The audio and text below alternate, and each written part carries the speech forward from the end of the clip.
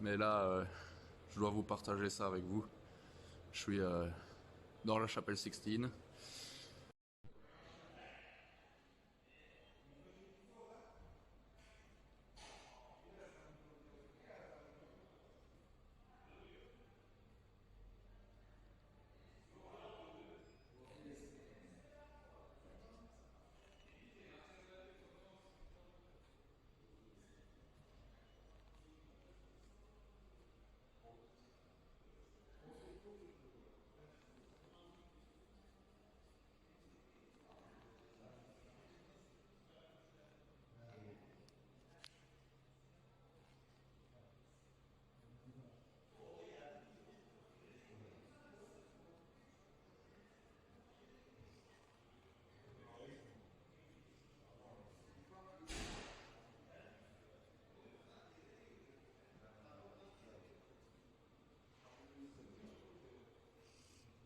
Voici la deuxième Pagani Zonda produite, la numéro 2. Elle s'appelle aussi la grand-mère des Zonda. Son surnom c'est la Nonna en italien. Deuxième exemplaire produit, modifié un paquet de fois, qui a servi de base de prototype pour les versions SF et toutes les autres d'ailleurs.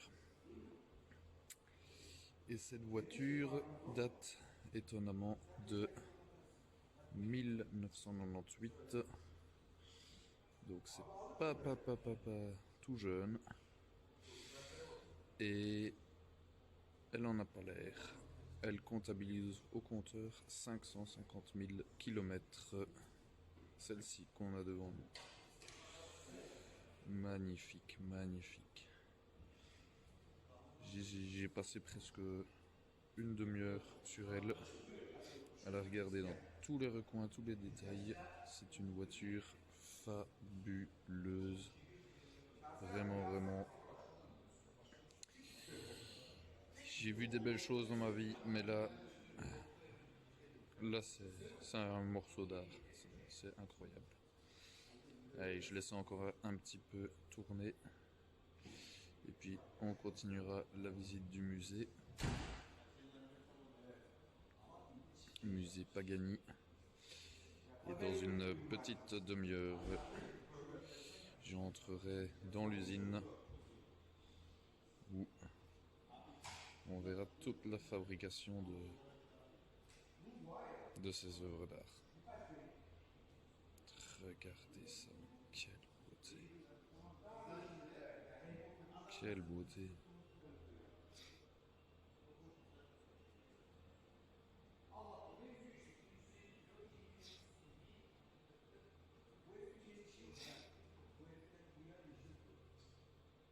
Et comme c'est une Zonda, c'est toujours un V12 AMG atmosphérique qui fait un son de psychopathe.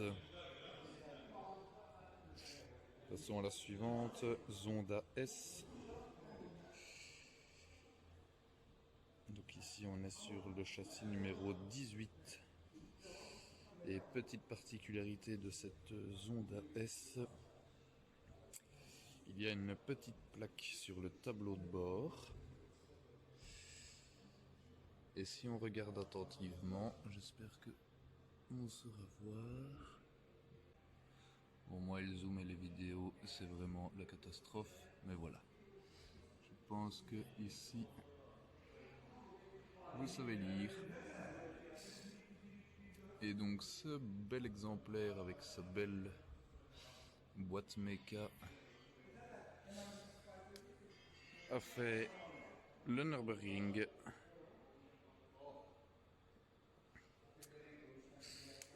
Et avec un temps de 7 minutes et 44 secondes, donc c'est quand même assez rapide. Voilà, voilà. C12S. Donc la première évolution de la première Zonda. On continue, j'accélère un petit peu parce que si je mets 5 minutes par voiture, ça va être long. Deuxième C12S. Mais donc ici on est sur la version Roadster. Alors petite particularité avec la version Roadster, il y a un toit en moins, la structure est rigidifiée forcément puisque c'est un Roadster, mais on est toujours sur le même poids que sa sœur avec un toit, c'est-à-dire 1280 kg. C'est très léger. Ensuite, on arrive sur encore plus lourd, une Zonda F. F comme Fangio, le grand ami de Horacio, l'ex-grand ami du coup. Et donc, Horacio voulait à la base nommer sa voiture Fangio F1. Mais par respect pour lui, il a décidé de ne pas mettre le nom de Fangio dessus. Et donc il l'a appelé simplement Zonda F. Et là, c'est encore craqué par rapport à la C12S. On perd 50 kg. On gagne 50 chevaux. On fait passer le V12 AMG de 7 litres de cylindrée, parce que c'est pas assez forcément, à 7 litres 3. Donc ça devient quand même un beau gros bébé là. Avec ces jantes qui sont pour moi fabuleuses.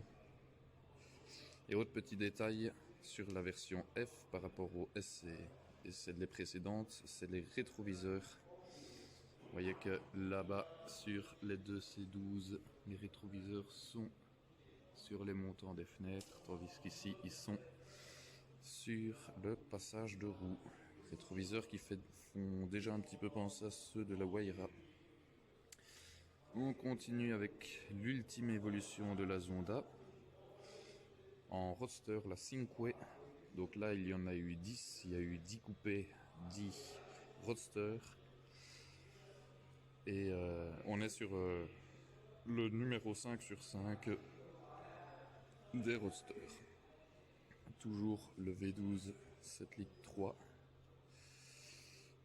Une foudre de guerre. Et cet échappement que... Enfin voilà, bref, ça fait des frissons dans tout le corps quand on voit ça. Et avec un intérieur fabuleux.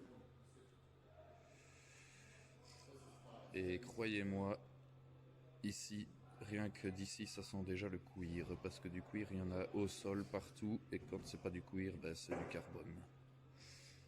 Il y a du carbone partout sur cette voiture. D'ailleurs, au passage du carbone, il y en a même au sol.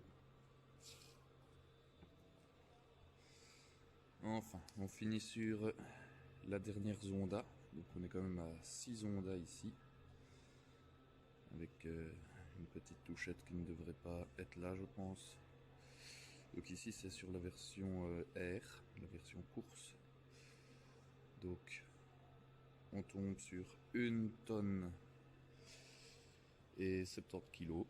Donc on est sur le poids d'une Mazda MX-5. Il n'y a presque aucune voiture à l'heure actuelle qui a ce poids-là.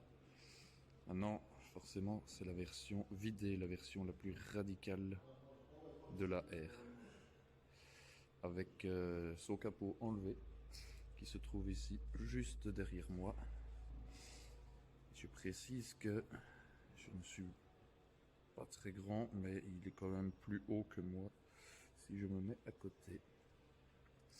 Au passage, je n'ai pas montré, nous avons le V12 AMG de la Zonda avec sa toute petite cylindrée ici. Et nous avons ici le V8. V8. Axel, c'est une Pagani, tu peux pas avoir moins de 12 cylindres. Le V12 toujours AMG, mais donc celui-ci de la Wayra. Et ici, il est accompagné de 2 turbos. Un petit 1000 Nm. Wayra que je vais aller voir tout de suite. Avant d'aller s'intéresser à la Wayra, On va quand même finir, maintenant qu'il y a un petit peu moins de monde, sur ce monstre de course. Et on va s'approcher du moteur en détail. Mais avant ça, on peut déjà voir des petits freins. Je pense que c'est suffisant pour arrêter le véhicule. On voit que toute la voiture est entièrement en carbone. Du carbone, du carbone, du carbone. J'ai oublié de préciser, mais l'évier des toilettes est également en carbone ici. Et donc voici son intérieur avec le volant détaché. Les portières sont en carbone. Et bien que ce soit un modèle de course, on ne peut quand même pas s'empêcher, une petite mise au point s'il veut bien, voilà. On ne peut pas s'empêcher de faire quand même des sièges en cuir, hein. Parce que course, mais faut quand même un minimum de confort sur la piste, hein. Bon, alors voilà le monstre, l'ultime évolution. J'ai regardé la fiche technique, je ne sais plus, mais c'est dans les 700 chevaux, je crois 750, si je dis pas de conneries. Je pense que c'est suffisant, 750 chevaux, 1 tonne 70 kg, c'est bien ça. 6 litres de cylindrée, ça pousse. Voilà, voilà. Magnifique, magnifique, avec les deux V12 ici à l'arrière. C'est une cathédrale mécanique. Une cathédrale. Suspension Öhlins, bien apparente. Collecteur d'échappement blanc.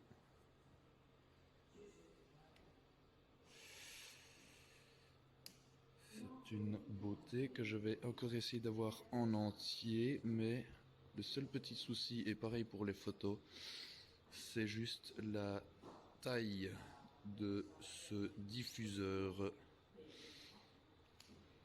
S'il fait un paquebot de long. Voilà, on laisse monsieur passer. Et voici l'AR. Attention à ne pas marcher sur le capot qui se trouve derrière moi.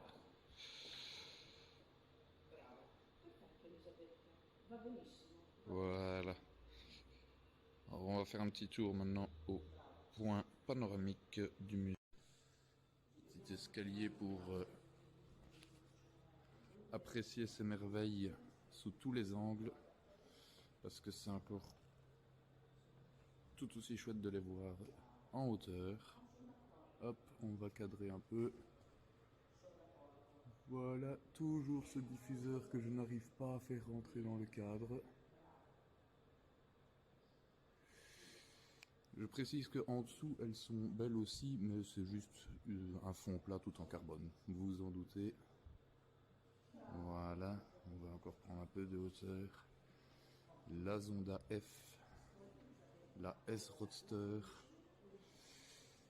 la C12S, celle qui tourne là, c'est pour moi ma préférée de tout le musée, la Nona, la deuxième Zonda créée. Et là-bas au bout, vous le voyez, on a une petite Wayra que on ira filmer juste après. Voilà, voilà. Bon, je vais faire un plan large. Hop. Franchement, j'ai déjà été dans la chapelle Sixtine et c'était pas aussi beau. J'ai pas autant frissonné, même si c'était très chouette quand même. Ici, là, on est vraiment sur une autre planète. Ces voitures... La Terre est trop petite en fait pour que ces voitures puissent rouler.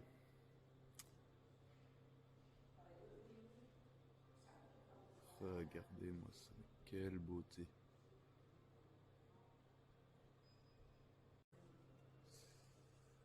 Et on va finir la petite visite, donc on va aller voir la dernière petite Wayra, et un peu plus en détail. Voilà, et on finit la visite du musée. Donc le musée qui compte 7 voitures, mais bon, Voilà, hein, c'est pas des smart. 6 Honda. Alors je reviens juste encore une dernière fois sur celle-ci parce que j'en suis fou. Je peux la regarder des heures. Vraiment, je pourrais passer des journées entières. Je mettrais juste une chaise devant, je la regarde tourner comme ça et ça me suffit, quoi. Elle est juste fabuleuse. Regardez-moi ça. Ces jantes, ces parties en carbone, ce drapeau italien. Et donc, on s'approche de la deuxième génération. Ici, il n'y en a qu'une, mais bon, de l'autre côté, j'en verrai sûrement un peu plus. La Wayra, la grande différence avec la Zonda, c'est qu'ici, c'est un moteur biturbo et plus atmosphérique. On arrive à 800 chevaux sur les versions, certaines versions. Et on a un couple grâce au turbo de 1000 Nm. 1000. Voilà. 1000 c'est bien. Il n'y a pas besoin de plus. Je pense que c'est suffisant. Ça permet d'avoir un petit peu de relance quand on appuie sur la pédale. Donc on peut voir cet arrière tout en forme végétale. Je trouve ça fabuleux, ces phares arrière. Cette sortie d'échappement retravaillée est un petit peu plus modeste que les fameuses prises qu'on peut trouver sur notre Zonda. Petite précision aussi au niveau du nom, Zonda et Wayra, les deux sont en fait des vents argentins, puisque Pagani, monsieur Orazio Pagani, comme certains ne le savent pas, mais je pense que vous le savez, est argentin à la base. Argentin. Regardez-moi cet intérieur et surtout ce système de levier de vitesse. Toute la tringlerie apparente, c'est fabuleux. Et ce cuir. Et donc je voulais dire, Orazio Pagani est argentin, tout comme un pilote, un petit pilote que tout le monde a oublié, monsieur Juan Manuel Fangio, le plus grand pilote de l'histoire automobile. Ils étaient donc tous les deux argentins, et Horacio, bien qu'il n'ait pas le même âge, était copain avec Juan Manuel Fangio. Et Juan Manuel Fangio a d'ailleurs écrit une lettre à Enzo Ferrari en présentant ce cher Orazio Pagani. Et Pagani est venu donc s'installer dans ce qu'on appelle ici la Motor Valley. Il y a bien un nom, puisque tout s'y passe: Maserati, Lamborghini, Ferrari, Ducati également. Et enfin la petite entreprise Pagani. Regardez le système à l'avant, cette espèce d'aileron actif, c'est technologiquement incroyable. Les jantes aussi sont fabuleuses. Ça me rappelle un peu les jantes de la Zonda, mais avec un petit côté torsadé en plus. Et ici, nous avons les fameux rétroviseurs. Rétroviseurs qui, je précise, valent, à mon avis, 2 fois le prix de ma chère petite Hyundai garée juste devant. Voilà, voilà.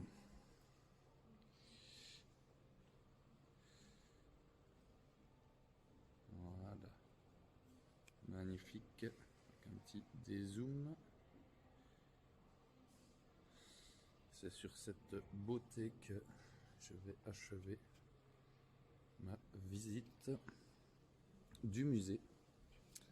Je me dis bien du musée. Ce musée-ci, cette galerie-ci. Cette voiture, je viens d'y passer 2h30.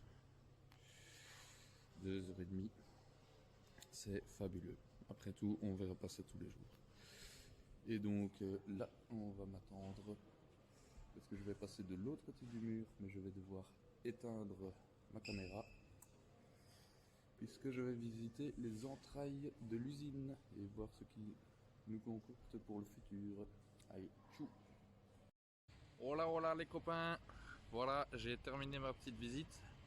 Je sors de ce bâtiment, donc c'est l'entrée du musée qu'on voit ici.